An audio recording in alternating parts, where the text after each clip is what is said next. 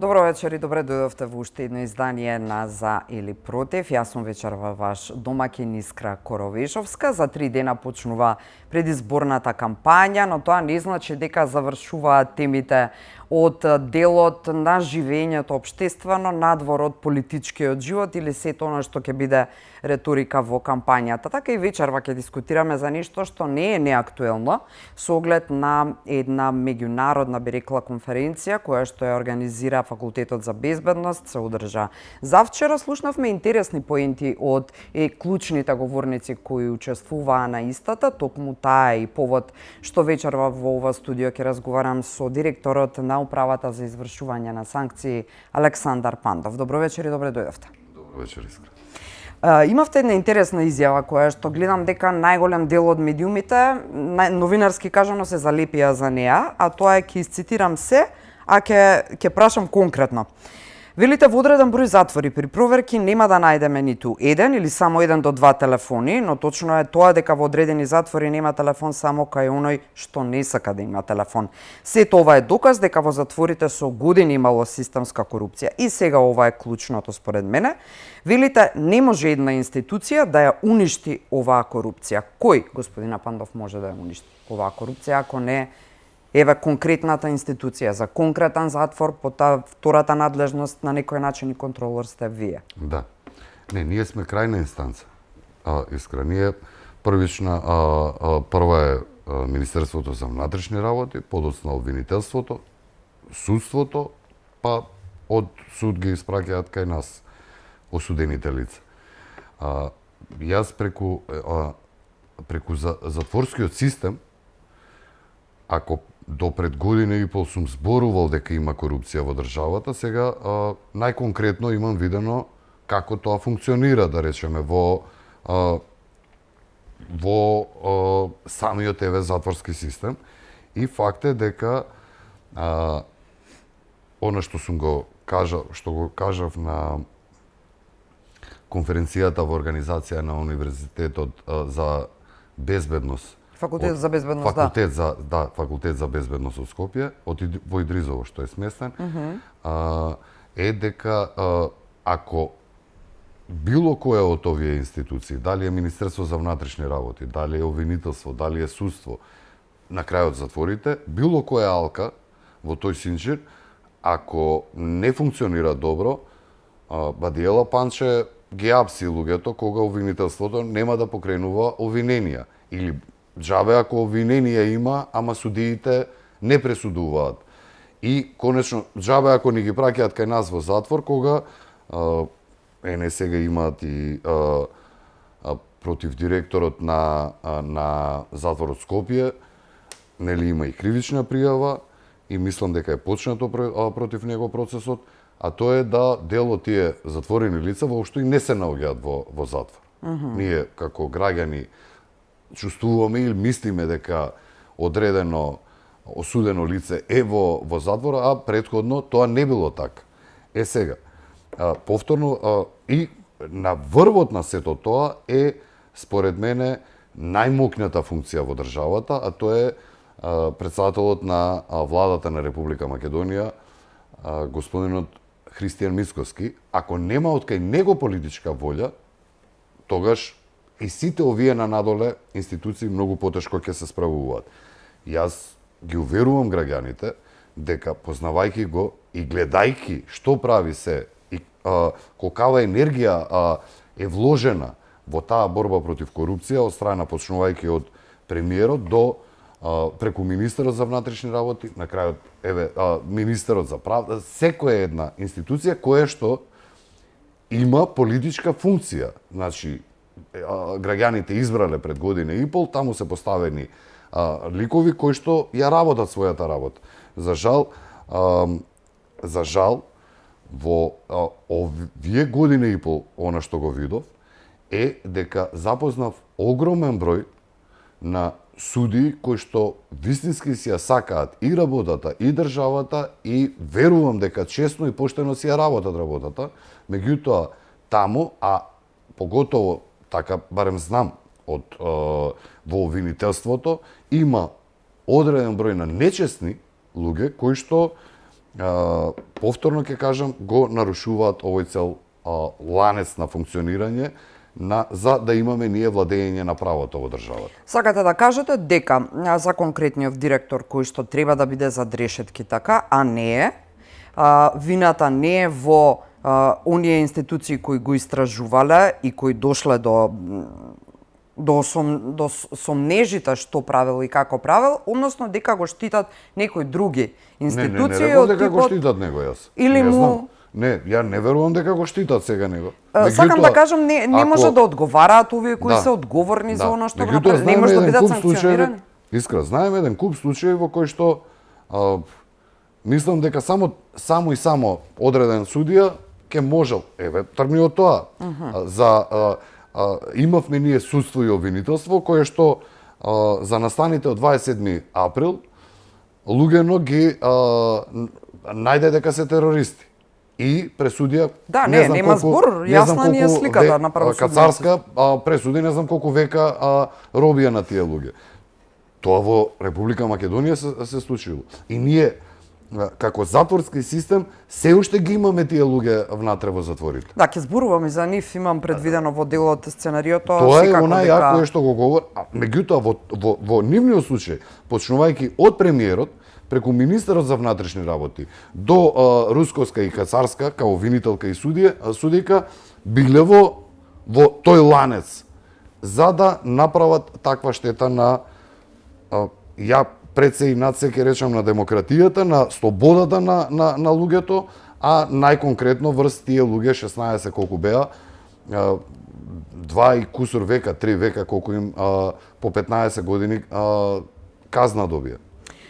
Факт е дека се работи за ланец, факт е дека клучната улога и во обвинителите и во судиите, но ајде да се вратиме пак малку внатре на ова микрониво, да речеме, кое вие го менаџирате, односно имате 12 затвори под вас.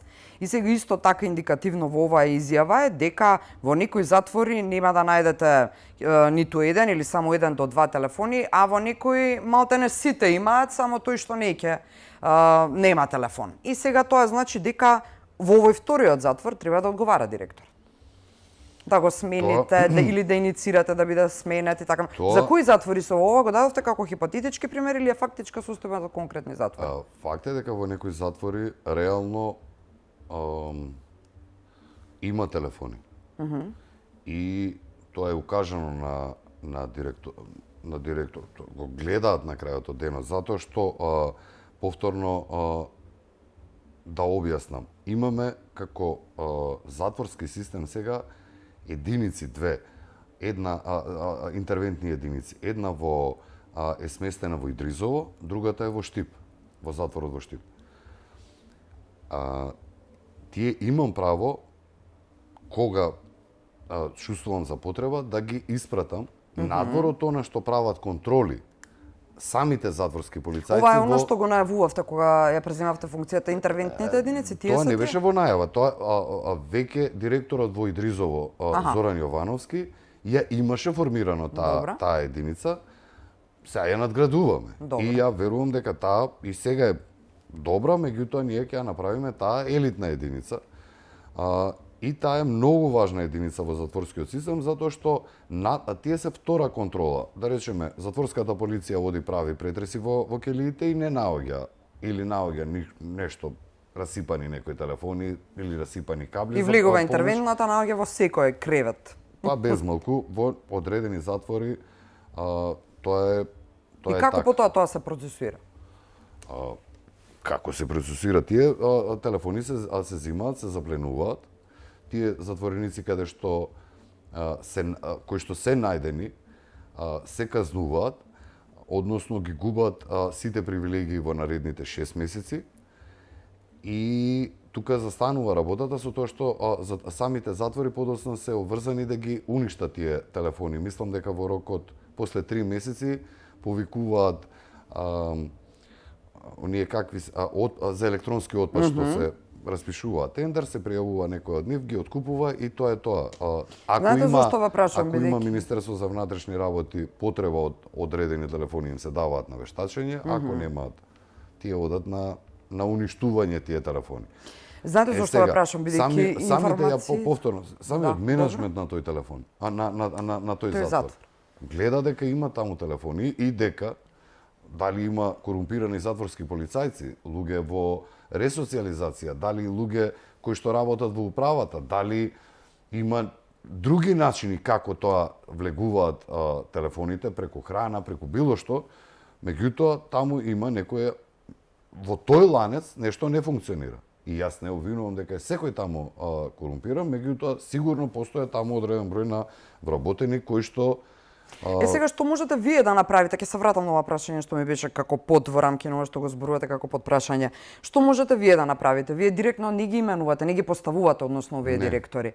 Што може да направите во таква ситуација? Еве се повторува еднаш два пати при интервентна контрола на полиција, односно контрола на интервентна полиција. И наоѓа нешто за кое што претходно редовната контрола се правела наудрена, да речеме, на пример. Што можете потоа да направите? Два пати се повторува очигледно одговорноста на директорот.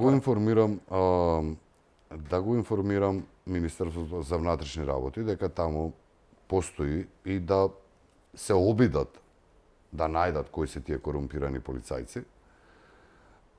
И втора работа да го информирам премиерот. Има ли такви процеси во тек?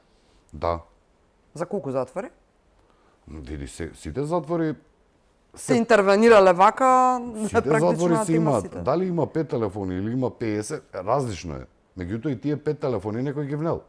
Ако се најдат 5 или 50 грама, не е важно, марихуана, кокаин, што и да зима таму, има некои таблети, како и да се нарекуваат тие.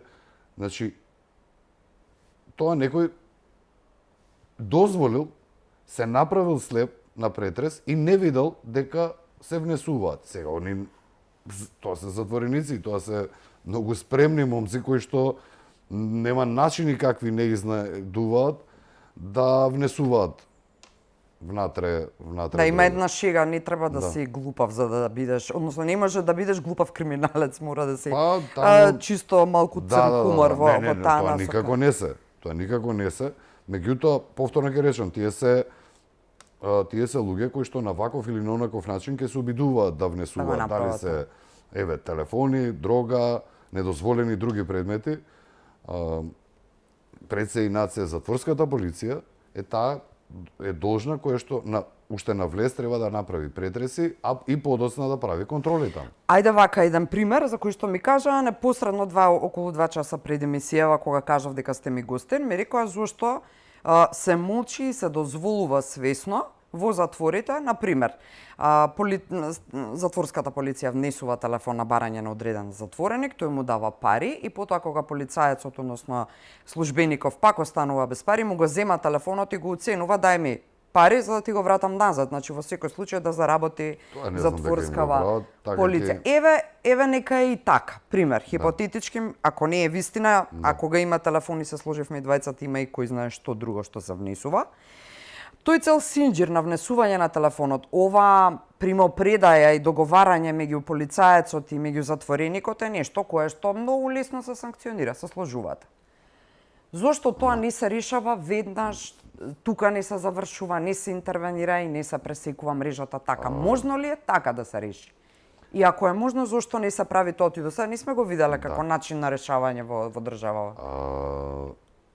Јас не да баш до крај сватив. Мислиш дека некој затворски полицаец ќе го фатат како внесува телефон? Има над 40 кривични пријави против затворски полицајци. Добра. Во минатата година дена. И зошто не се санкционирани како што заслужува? Тие имаат обвиненија, одат по судови, дел од нив ќе одат, значи види, искра. Еве оваа бројка не ја знаевме, 40 што се под обвинение. Има суспендирани, има. Не е дека нема. Тоа е исто важно да се знае, бидејќи значи тргнува работава, се процесуира. И па еве и на таа која дава изјава, над 40 има кривични пријави. И сега човек ако не се плаши од кривични и дека ќе изгуби работно место, што да му правиме ние на тој?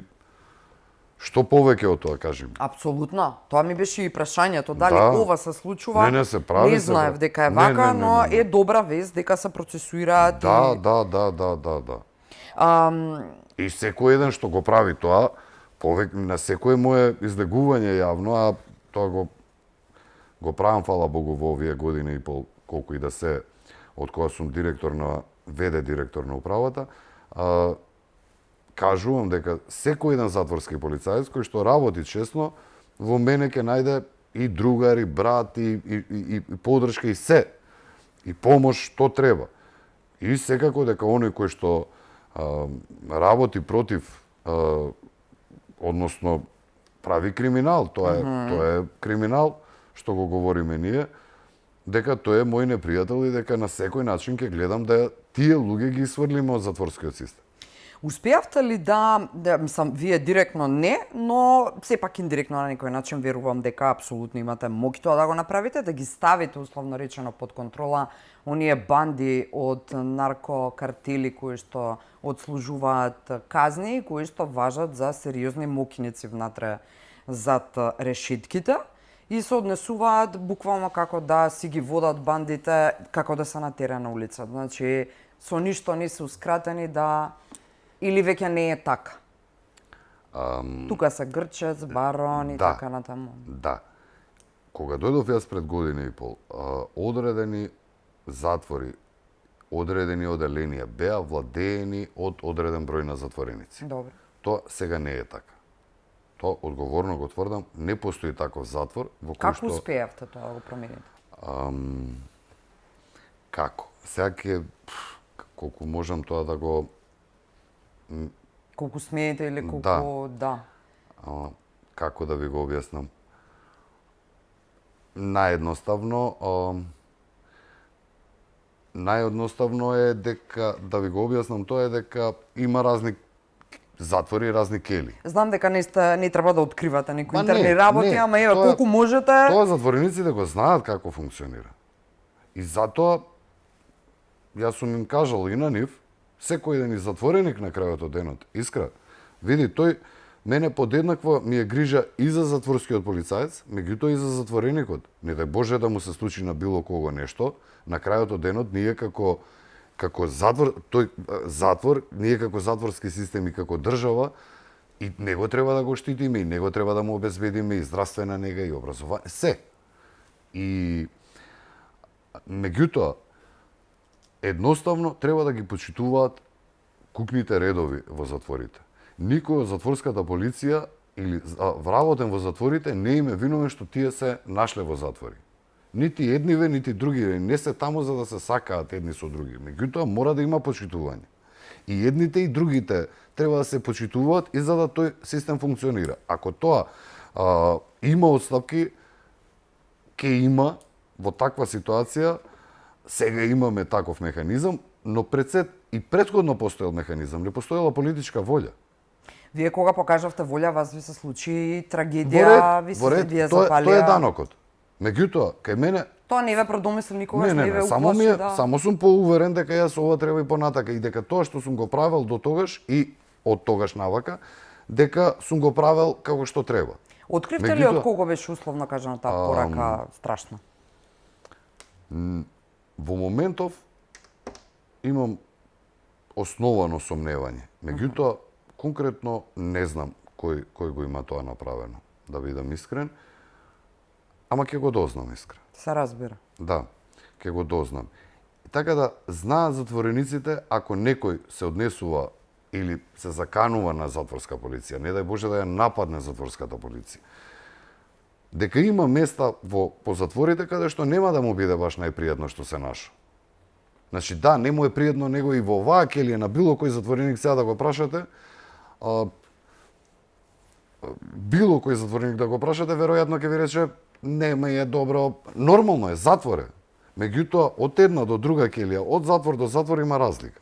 Сега за тие најлошите има такви келии каде што нема да му биде право што е таму и после некој одредено време ќе рече, видите, грешев, да, тоа така не може да се функционира во затворот. Не сум јас газда на затворот, сепак сум затвореник. И сега за сега, еве, можете да направите анкета и со затворениците, и со совработените, функционира. А тоа беше најголемиот проблем. Верувај ми, се останатото е второстепено. Ако вие имате таков нарушен однос меѓу затвореници и вработени во затворска полиција, тоа е опасно и за едните и за другите и може да ви се случат многу лоши работи. Затвори се тоа. Апсолутно, рековте дека сте одговорени сте. Да. Пред се тоа се луѓе кои имаат право на живот, Така право е. на и така натаму, тоа не може да се одземе без разлика што се Така е, во така затвор. и ние на крајот од денот, знаеш, сега колку ќе имаме време да зборуваме за се, меѓутоа на крајот од денот ние како држава и како затворски систем ние сме обврзани да ги подобриме, меѓу другото ако ние тежнееме кон Европска унија, нели? Една од главните поглавја е 23. Во 23 ако отворите првите неколку страни ја затворите, па останато. Така. И реално ние како нова владеачка структура правиме се да ги подобриме условите во затворите, со самото тоа условите за самите затвореници. Да, се разбира дека ќе зборуваме, Да. имам прашање и за тоа. Се сакам уште малку по-суштинско нешто, бидејќи треба да бидеме фер до крај и да признаеме дека нешто кое што е вака третирано и суштински корумпирано неколку години наназад, толку втемелено во сите пори од затворскиот систем, надвор од тоа не дискутираме, ова е сега темата е тоа вечерва, иако на сите нивоа сме на чудна состојба, која не се оправа за 15 месеци, ни за 3 години, ако мене ме прашат. Како и да е.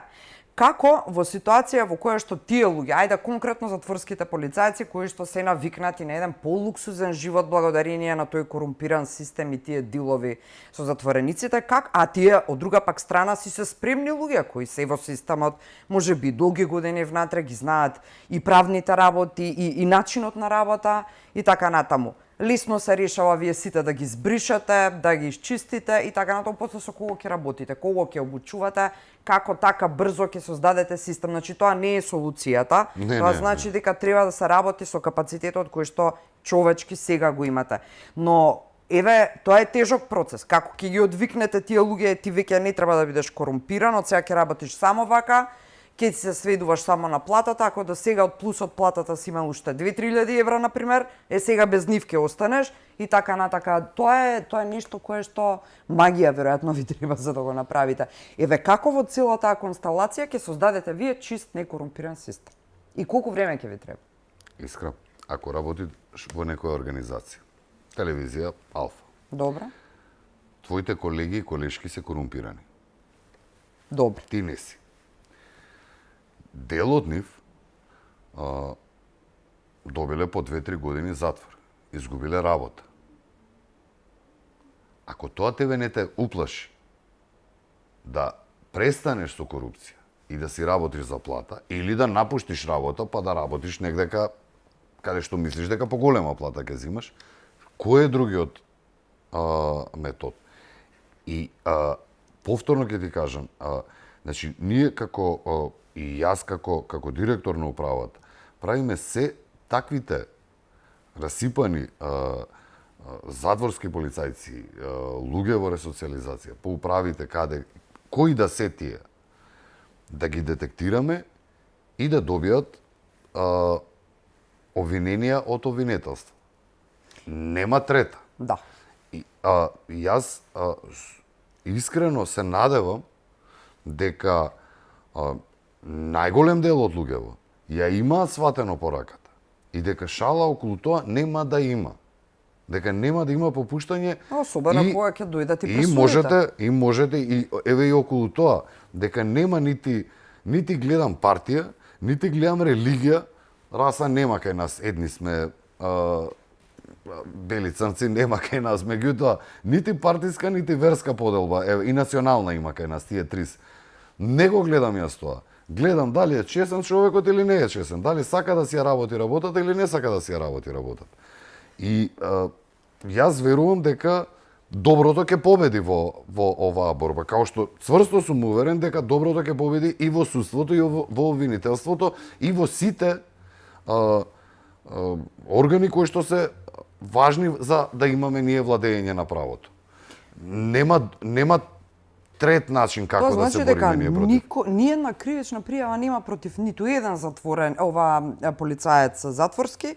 Изминатите 7 години тотално на баши бозук било оставен. Не е дека немало, ама ептен инфлагранти фатени и побегнал затвореник, а они кој врзувал чевли во тој момент, кој не знам што правел, кој чепкал нос. Да, сега овака го кажувам јас, меѓутоа има такви во кои што веројатно обвинителството проценило, а подоцна судовите утврдиле дека има основано сомневање дека тие затворски полицајци нарочно го пуштиле тој затвореник да или притвореник, не знам, имаше некои такви значи се фатени. Ама ова сега за ако детектираме ние тоа, веднаш се реагира. И тоа ќе го правиме и понатака. И јас верувам дека во идно време ние ќе имаме и нови, млади, нови луѓе, кои што ќе бидат вработени и кои што ќе направиме сите можни обуки да ги поминат и ќе гледаме да не бидат контаминирани, да бидат... Да, свежа така ткиво. Да. Само овие кои ќе им бидат обучувачи, ќе биде интересно дали се чисти. Еве, плата никогаш доволно. Тоа е така. Меѓутоа, реално, доста пристојни плати зимаат затворските полицајци. Например, од до? Па мислам дека почетна плата, не мислам, него знам, почетна плата на затворски полицаец, скроз, без никакво работно искуство, прво вработување, му е 43.000 денари, без смени, ноќна, празник, преку времени едно друго, со сето тоа доаѓа до 50-55.000. Да, па добро. Не е лошо, далеко е добро, меѓутоа со оглед на ризикот кој го имаат и со оглед на сени с кои што минуваат, треба да биде секако повеќе. Види, сепак е една од така по специфичните работни места и според мене поготово оние кои што работат, она што мене ми смета искрено и кое што ќе гледам да успеам да го сменам, имено комунистичка работа е тоа кај нас, останато уште од времето, а и кога правеле измени 2024 на 2024 имаат измени во април месец на законот, имено и оној кој што работи со, како да речам, со најпитомите затвореници, со пред истек на затворски казни, со третман што се, кои што се работно ангажирани и излегуваат. И оној кој што работи со доживотни казни затвор што затвореници, во Македонија подеднакво исто плата зима. И е нелогично. Па не е логично. И тоа треба да се смени според мене. Тие луѓе кои што работат со такви затвореници треба да имаат поголема плата од овие останативе и ја ќе се обидам, не можам да тврдам, ќе се обидам да тоа го сменам во нареден период, да сега да не ги збунувам луѓето, меѓутоа наедноставно така и тие со до 3 години казна затвор што се затвори. Добро. И овие другиве кои што ги имаат со по 10, 15, 20 и со доживотни, а имаме 60 доживотни затвореници. Тоа ќе да прашам следно. 60. Мислам сега со групава на Палчо, со оној он дека кај Мавровка што беше и тој, мислам дека доживотно околу 60-тина се сега. Условите за нив се какви? Во едно ваше интервју велите дека се во една келија, односно во една просторија или како и да ја наречам, 10-12. Тоа е нешто кое што Искра имав можност во 2 земји, а сакам да погледнам и ќе погледнам и поголем број на земји затвори, меѓутоа сум видел во Хрватска и сум видел во Косово. Добро. Значи, просто не можеш ни да им објасниш на луѓето таму како тие ги чуваат таквите затвореници и како ние ги чуваме таквите затвореници. Добро, како ги чуваат во Косово, например? Во Косово келиски систем е. Сам е во келија? Или по двајца. Или по двајца. Не, мислам дека нема четворица. Еве и нека има и четворица. Меѓутоа тоа е келија каде што тие затвореници 2 часа во текот на денот се пуштаат надвор, мислам во кругот на затворот имаат каде да прошетат, се враќаат во келијата и тоа е тоа. а кај нас е касарна систем. Имате, да речеме, по 8 спални, во кои што негдека има двајца, петорица, 10 луѓе, 12 во некои поголеми се така, тие спални. Келии, еве, ама не се келии тие, затоа што таму има обично дрвена врата.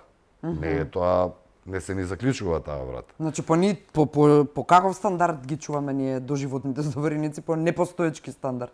Ова вака како што звучи смешни сме дури. Па сега, не сме смешни, меѓутоа тоа е така како што е. Тоа е така затоа што гледај. Ако некогаш од 90-та година до се инвестирало во затворскиот систем, тоа е реално во последните во период од минатото владење на ВМРО. Така да го ограничиме.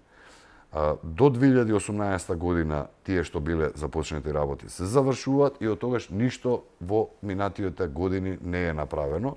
За жал било планирано и се уште е и предвидени и пари и се да се направи за овој тип на затвореници, посебни зградички, така да ги наречам, во Идризово. Меѓутоа, дали не постоело политичка волја, дали не постоело желба, не знам зашто, но таа втора фаза во Идризово не е започната.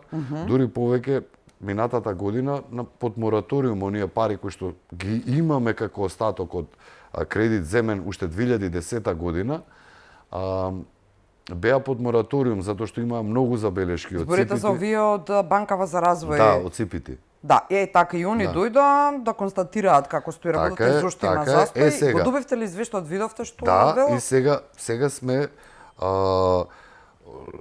добивме одобрение на користење на средствата на година дена, како тест период.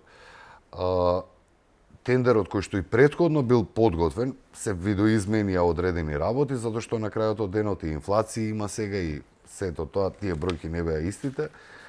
Беше испратен до банката минимални имаше некои технички забелешки, ги преправивме тие работи, повторно до банката, очекуваме каде да ни стигне одобрение. И што ќе се прави веднаш од како ќе стигне одобрение? Распишуваме тендер. Добро. И ќе почне со изградба затворениот дел во Идризово.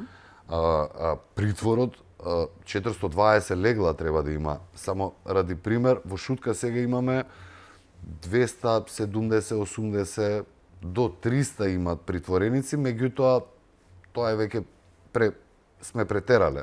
Меѓутоа пак ги примаме затоа што нема каде. Има нешто во Команово и во Гевгели и Битола притворско и Охрид притворско деление, ама они се мали. Главен е Шутка.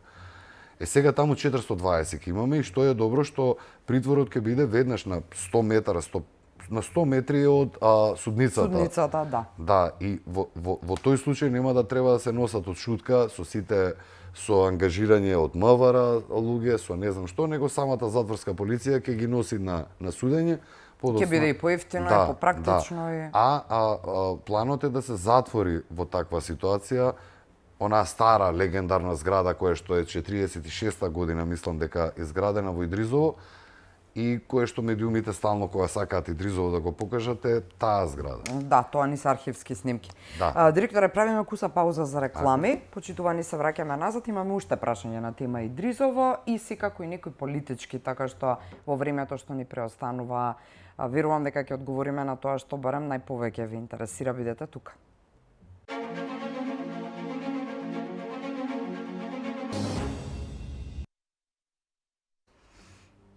Добро дојдовте назад. Ние не престанавме да дискутираме на темата со директорот на Управата за извршување санкции Александар Пандов, за оние кои сега се вклучувате. А впрочем, и ме фрапиравте, ако можам да кажам со една информација. Прв пат се создадени услови малолетна извршителка на кривично дело да биде сместена во воспитно-поправна установа како прв пат. Ај малку објаснете, ако добро разбрав. Не сме имале ние објект каде што можело женска особа, односно девојче. Добра, малолетно дете, девојче, да. Да биде, не сме имале каде да сместиме. И сега имаме таква осуденичка со тоа што е посебно издвоена веднаш тоа кои невладини, владини, меѓународни секакви организации дојдоа да видат и тврдам дека е девојчето одвоено од така да речам жените кои што се осудени во Македонија, а ние единствен женски затвор ние во Идризово. Така. Има таму женска зграда. И готово е завршено, сега чекаме на судијата во Тетово кој што ја има осудено малолетничката да направи, он може да направи префрлување, не можам јас, од затворот во Идризово во воспитно поправниот дом во Волковија, Тетовско. Во Тетовско, така. И денеска бев да видам, одлично е направено. Какви се капацитетите во овој воспитно поправен дом кај што се Па таму се 3 згради, а двете Во Тетово зборим. Да, во Тетово. 3 згради се, во двете може по 40 деца да бидат, а во едната 30. полни ли се? Моментална состојба е 28 деца. Можете вака искрено дали сте да одговорите сега, нели? Колку реално им се овозможува вистинско поправање на штетата во тој ментален склоп на тие малолетни деца кои се во Тетово? Колку реално таму се работи на решавање на нивните психолошки проблеми кои довеле до вршење на одредени кривични дела? Или пак се оставени едноставно како што ја гледаме сликата во одредени Не. други затворски среди? Ако имаме некој не е еден само тој, и затворот во Куманово, отвореното и полуотворено оделение во Идризово, па реновирани и затворот во Битола, се доста, така да речам, добри. Меѓутоа, Волковија е по сите европски стандарди направен воспитно поправен дом. И пред да бидам јас, оние кои што доаѓале да го погледнат и од западна и од источна Европа рекле браво. Тоа е направено како што треба. Добро и за нешто да сме пофалени. Така е. Ја дури бев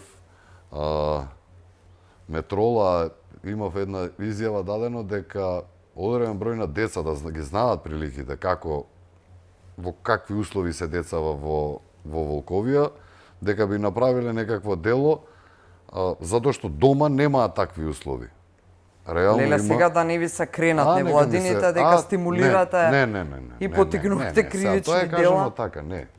Да, се... Не. Меѓутоа, сликовито, за да имате представа, реално е добро направено. Се прилично солидни, и чисто, добро. и средено, и тоалети убави. Тоа и така треба, мислам, секој кој што се огрешил треба да добие шанса да биде. Она што не е добро таму, имаме одлични луѓе во ресоциализација, дали треба дополнително, треба, поготово еве сега и ако имаме веќе услови, веројатно нема да биде ова девојче само, него ќе има и други. Како се работи на ресоциализација? Програмите кои им се на дневно ниво, знаете, освен разговори валјда со социолози, валјда ги имаат право и да учат, така? Сега, да, меѓутоа еве и тоа, околу учењето. Во годините наназад немале они образование. Ние како држава и владата на ДУИ и СДС не им имаше овозможено образование. Сега, од што се вика денови се, Од кога е почнато? ќе почне. Ќе почне. Да, ќе почне. Па добро, тоа е практично кршење на уставното загарантирано право на образование. Тоа е наследена ситуација. На едно дете, без разлика што направило. Тоа е наследени ситуации се во Македонија. И јас не сум единствениот, почнувајќи од премиерот, до кој не тоа го кажа. Ние не почнавме од нула, во немал делови од минус. Зошто е било тоа така? Било како што било, тоа ќе биде надминато и тоа ќе, еве, одговорно ве уверувам дека и тврдам дека во денови се прашање кога тие деца ќе почнат со образование. Ако ни дозволите, би сакале, еве, кога ќе почнат да видиме, да направиме репортажа како тоа изгледа, се разбира согласно стандардите на прикривање на идентитетот на децата кои се малолетни, чисто да видиме како функционира тоа и да покажеме дека сепак водиме сметка и за тие деца. Да го искористиме времето за уште неколку прашања кои ги имам. Докаде ви е онаа намера која ја најавивте кога кога бевте поставен на позицијата директор за така нареченото затворско разузнавање? Функционира, се спроведува веќе или уште во подготовка тема? Да, се подготвува. Тоа ми е исклучително важна единица која што се подготвува да почне со работа, именно сегашниот закон кој што го има донесен од 2024 година, кој што се надевам дека почетокот на наредната година, сега нели избори, па после изборите ќе се надевам дека ќе биде ставен во процедура нов закон за извршување санкции. Тука правам измени, именно сега законот вели дека КП домовите имаат право да направат единица за затворско разузнавање. Сега примерот во Хрватска што е во Косово, Албанија и во најголем дел од развиените затворски системи, тоа затворско разузнавање е централизирано и со новите измени на законот за извршување санкции така е предвидено таа единица да биде издвоена, односно под директна закрила на управата за извршување санкции.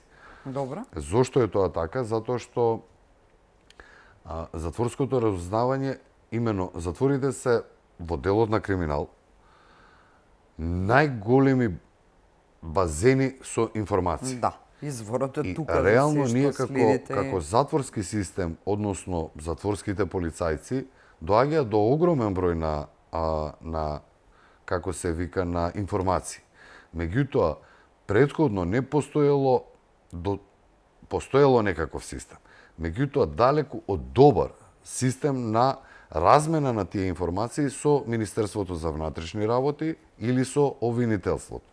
Сега ние работиме со помош на и на меѓународни организации, на ОПСЕ, на Американската амбасада, да тој систем на почнувајќи од затворското разузнавање, информациите кои што ќе ги добие затворското разузнавање, да бидат споделувани со Министерството за внатрешни работи, затоа што испреплетен е криминалот. Зборувавме за телефоните. Ако одредени криминалци имаат телефони, тие своите кели као канцеларии ги третираат. Во таква ситуација они можат да ги координираат и понатака своите банди или ограноци или што и да е надвор од затворот. Повторно ќе кажам, многу озбилно работиме на тоа и јас се надевам дека следната година почетни чекори ќе бидат, тоа нема да биде, значи за вие да направите таква добра единица со окей кадар, со обучен кадар ќе треба време, меѓутоа работа ми ќе направам таа единица и тоа сигурно до година ова време кога ќе правиме муавет, ќе зборуваме за веќе функционална единица за затворско разузнавање. Извори во судските институции велат дека и често ги посетувате, што прави еве директорот на управата за извршување на санкции. Да. Сигурно не сте секој ден во посета на пријатели и познаници. Во Република Македонија 11 пробацијски канцеларии и имаме и тоа се сместени во судовите. Само во Штип не е сместено, ама кога се видов со претседателот на судот, го реновираат судот во Штип и ќе има канцеларија таму, исто пробацијата ќе има канцеларија. Тие се директно вработени во управата за извршување санкции. Тоа се 29 пробацијски работници, 10 се во Скопје, другите во другите канцеларии. До година планирам да и во Кичево отвориме. Најверојатно ќе отвориме и во Кичево пробацијска канцеларија. Ова не функционираше вака досега? Функционираше и тоа е меѓутоа каде е она што јас имам забелешка, да речеме во моментов ако имаме под пробација безмалку 900 луѓе, од нив над 500 се во Скопје. А сите останати се низ Македонија, дополнително што и тие 15 кои што се во овој или во оној град се пресудени во Скопје, ама таму ради местото на живење одат во таа пробацијска канцеларија.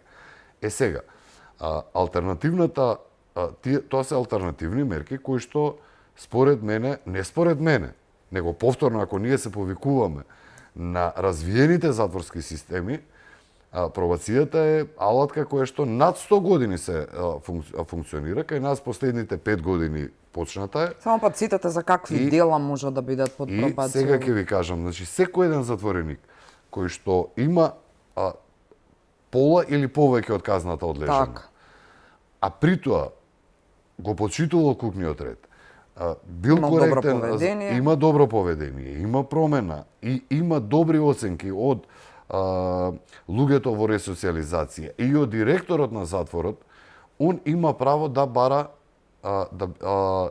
да условен прекин и со самото тоа понатака неговата затворска казна да биде прекината, он да биде надгледуван од пробацијски работник.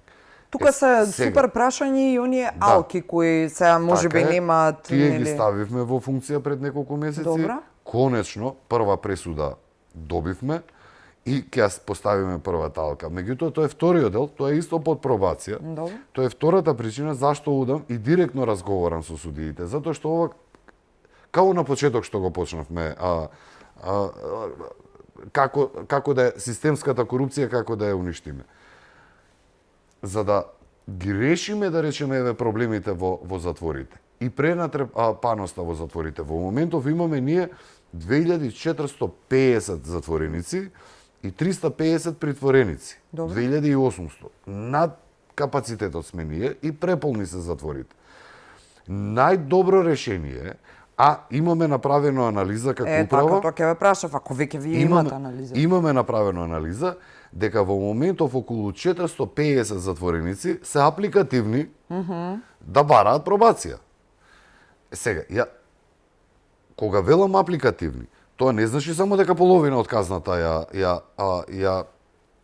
ја отслужиле, туку дека по процена на луѓето во ресоциализација и на затворската управа, тие луѓе, како да ви кажам, дали ќе бидат внатре и пазете, имаме со А третман.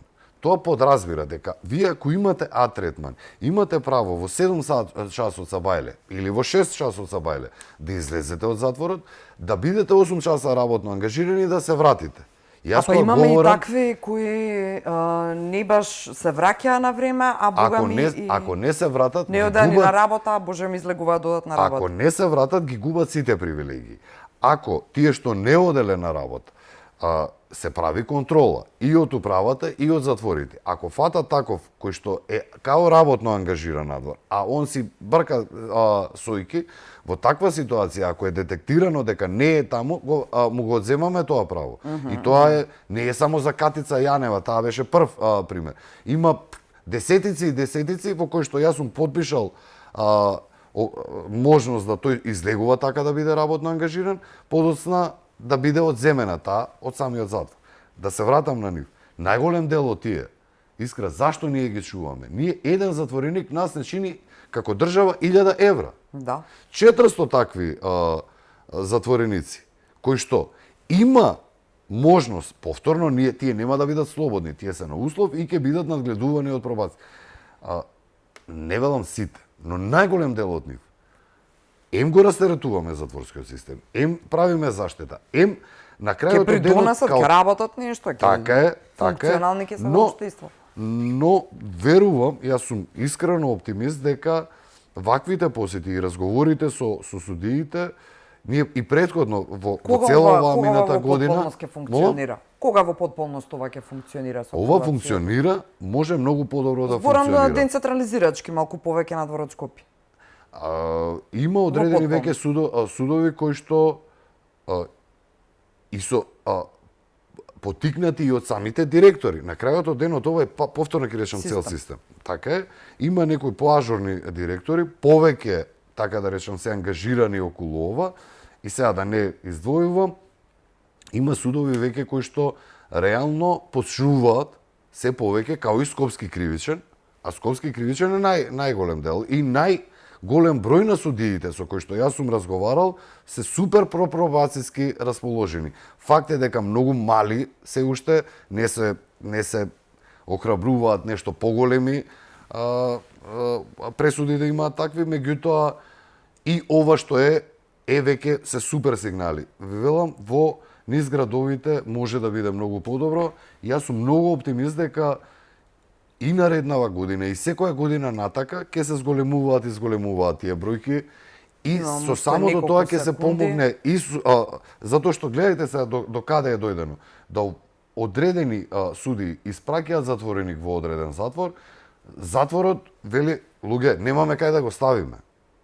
Сега за да се потиспразни тој затвор, единствен начин е да одреден дел од тие затвореници кои што јас искрено ви велам, си го одлежале што се вели своето, треба да бидат префрлени на пробација. А имаме време уште само буквално 30 секунди. На брзина, 27 април затворениците знаеме дека дел од нив побара отпуст, им дозволивте некои заради здравствени причини така натаму. Жално е што е ова начинот на една добра волја и хуман однос кон овие луѓе кои се апсолутно неосновано осудени за ова дело. Меѓутоа, колку од нив се реално се уште внатре, на кој начин се обидувате да им помогнете, да им возможите да не се за решетки тогаш кога не мора да бидат. Да не повторувам тоа веќе колку пати сум го кажал, дека тоа се луѓе неправедно осудени и тие се политички затвореници и според мене тие требаше одавна, ако им било каква некој греф имал нешто некој, одавна треба да бидат надвор. Тоа се луѓе сега со многу нарушена здравствена состојба. Јас искрено се надевам дека ова е последно мое гостување во Алфа, во кое што ние говориме дека тие луѓе се уште внатре. Јас искрено се надевам дека во многу скоро време тие сите до еден ќе бидат... Многу скоро време што значи? Па... Само надежта ви зборува за оптимистичка временска рамка или можеби знаете нешто што не знаеме ние? Надежта. Александар Пандов, ви благодарам што бевте вечерва дел од За или против. Бевте и пред неколку емисии, меѓутоа ова последна меѓународна конференција на Факултетот за безбедност заслужуваше повторно да ве видиме, па и да ве допрашаме некои работи кои не ги слушна јавноста. Се гледаме повторно кога ќе имате некои од новитетите и дај Боже уште поголем напредок видлив во затворите. Ќе има сигурно ќе има. Почитувани, ви благодарам на вниманието и се надавам на довербата што имате во телевизија Алфа. Гледајте не и утре во истото време како За или против и гледајте ги нормално сите други содржини пред информативните изданија. Добра ноќ.